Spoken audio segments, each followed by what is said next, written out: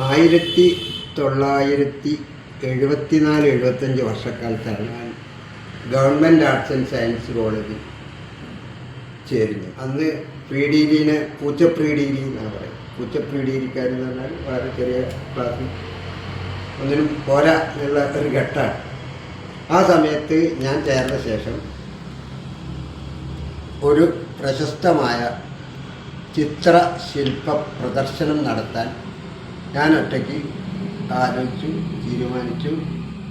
പിന്നീട് സീനിയറായ എൻ്റെ സുഹൃത്തുക്കളും മറ്റുള്ള വിദ്യാർത്ഥികളുമായി സംസാരിച്ചതിൻ്റെ പേരിൽ ചിത്രഭിത്തി എന്ന പേരിലായിരുന്നു ആ പ്രദർശനം.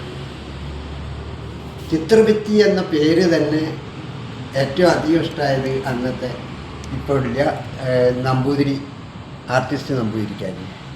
ഈ ചിത്രഭിത്തിനെ കുറിച്ചുള്ളൊരു ആലോചന വന്നപ്പോൾ ഞാൻ ആദ്യം ചെന്നത് പുതുക്കുടി ബാലേട്ടനും നമ്പൂതിരിയും കസ്റ്റംസ് ആൻഡ് സെൻട്രൽ എക്സൈസിലെ വലിയൊരു ഉദ്യോഗസ്ഥനായിരുന്ന ഒരു ആർട്ടിസ്റ്റ് വിജയരാഘവൻ.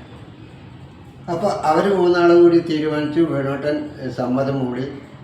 അപ്പോൾ എവിടെ നിന്നാണ് ഇത് കണക്ട് ചെയ്യുക, എങ്ങനെ വേണം എന്നൊക്കെ ആലോചിച്ചു കൊണ്ടിരിക്കുമ്പോൾ പറഞ്ഞു, സംസ്ഥാന തലത്തിൽ ലളിതകലാ അക്കാദമി കോഴിക്കോട് ടൗൺ ഹാളിൽ ഇതേ ദിവസം തന്നെ പ്രദർശനം നടക്കുന്നുണ്ട്.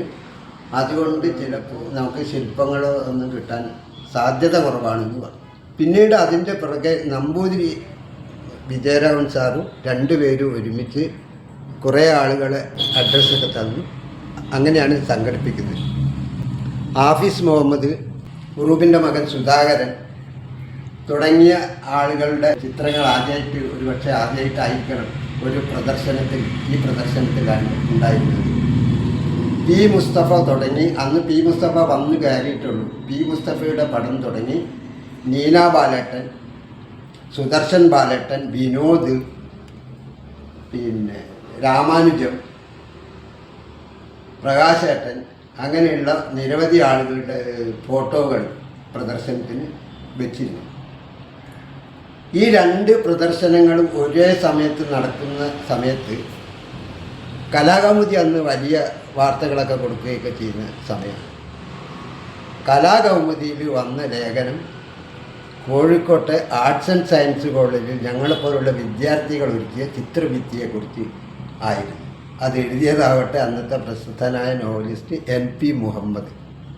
ആ ഒരു ചിത്ര പ്രദർശനം ഉദ്ഘാടനം ചെയ്യാൻ വന്നതിൻ്റെ പടം ഉദ്ഘാടനം ചെയ്ത് പ്രദർശനം ചുറ്റിക്കാണുന്നതിൻ്റെ ഒരു ചിത്രമാണ് ഞാൻ ഇന്ന് ഇത് കാണിക്കുന്നത്.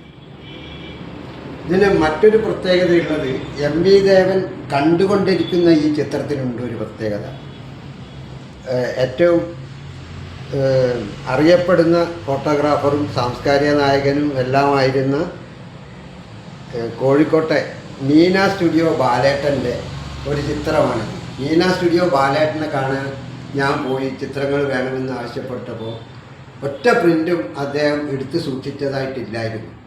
അപ്പോൾ ഇത്തരം ആളുകൾ ഇതിൻ്റെ പിറകിലുണ്ട് എന്നുള്ളത് കൊണ്ട് തന്നെ ആദ്യമായിട്ട് മൂപ്പര് പഴയ നെഗറ്റീവ് മുഴുവൻ തെരഞ്ഞ് പിടിച്ച് ഒരു 7ഓളം ചിത്രങ്ങൾ വലിയ പ്രിൻ്റിട്ട് ഫ്രെയിം ചെയ്തിട്ടാണ് ഞങ്ങളെ ഏൽപ്പിച്ചത്. ഈ ചിത്രത്തിന് ഒരു പ്രത്യേകത വെച്ചാൽ അദ്ദേഹത്തിൻ്റെ ഒരു ലൈറ്റ് ആൻഡ് സൈഡ് ചിത്രമാണ് ഇത്. അദ്ദേഹം അന്ന് പറഞ്ഞത് ഞാൻ ഓർക്കുന്നു, പാലക്കാട്ടെ മലമ്പുഴയുടെ ഡാമിൽ അതിൻ്റെ പിറകിലുള്ള മലയുടെ നിഴൽ വീണ ഒരു സമയത്ത് അദ്ദേഹം അവിടെ ഉണ്ടായിരുന്നപ്പോൾ എടുത്ത ഒരു ചിത്രമാണിത്. അപ്പോൾ നീന ബാലേട്ടനെ കൂടി ഞാനിവിടെ സ്മരിക്കുന്നു. ശില്പിയും കലാഹൃദയനൊക്കെയായിരുന്ന അഡ്വക്കേറ്റ് മോഹൻദാസ് ഇതിൻ്റെ പിറകെ വളരെ സജീവമായി ഉണ്ടായിരുന്നു. അദ്ദേഹത്തിൻ്റെ അവാർഡ് കിട്ടിയ ഒരു ശില്പം ഈ പ്രദർശനത്തിലുണ്ടായി. പിന്നീട് വിദ്യാർത്ഥികളിൽ പലരും എന്നെ അത്രമേൽ ഇഷ്ടപ്പെടുന്നത് കൊണ്ട് തന്നെ കൂടെ നിന്ന ചിലരെ കൂടി ഞാൻ ഇത്തവണ ഓർക്കുകയാണ്.